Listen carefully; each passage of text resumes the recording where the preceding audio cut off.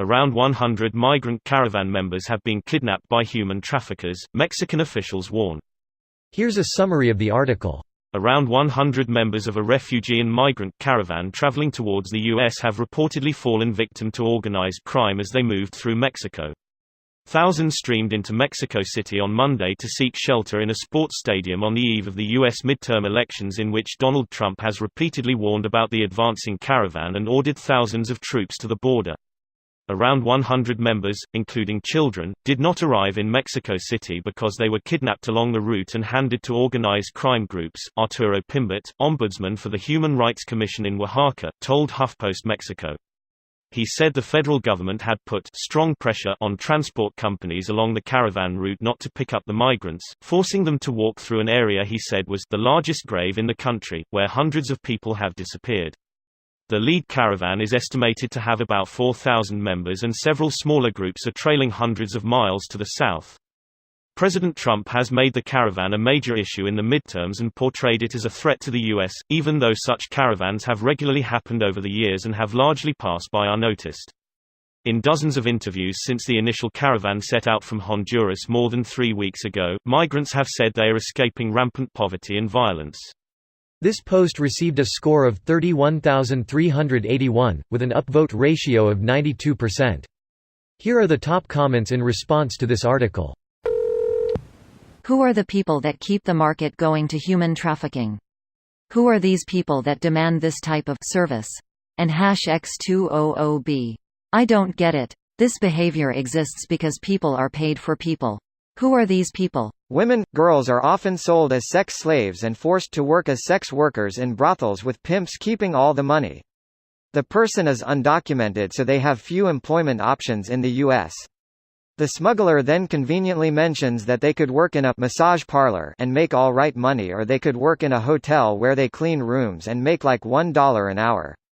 Many choose to work in the massage parlor, where they're slowly forced to perform sex work, but they pay off their debt more quickly. Then you have local cases.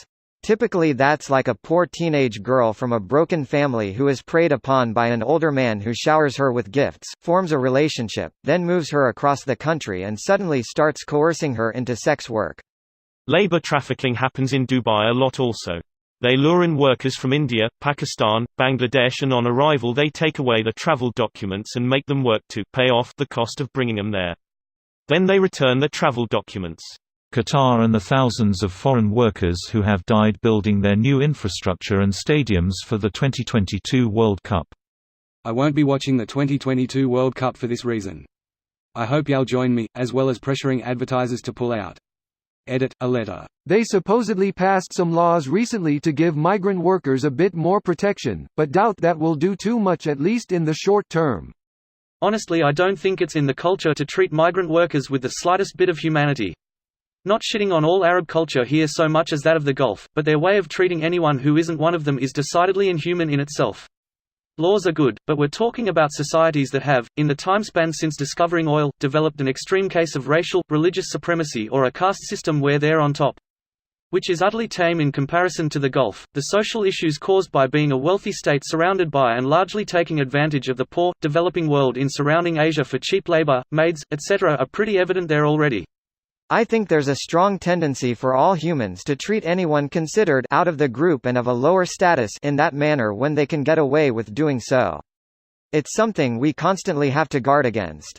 I remember chatting with an old friend, now a physician, once, who said he refuses to provide medical certificates to migrant workers because they're all lazy bastards and faking it to get out of work.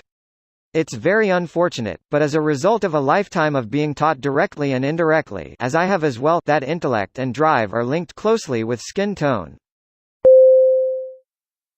This video was automatically created by Reddit to speech. The article and comments in this video were selected from Reddit according to their upvotes, and any paraphrasing was performed by smry.com, without any human intervention.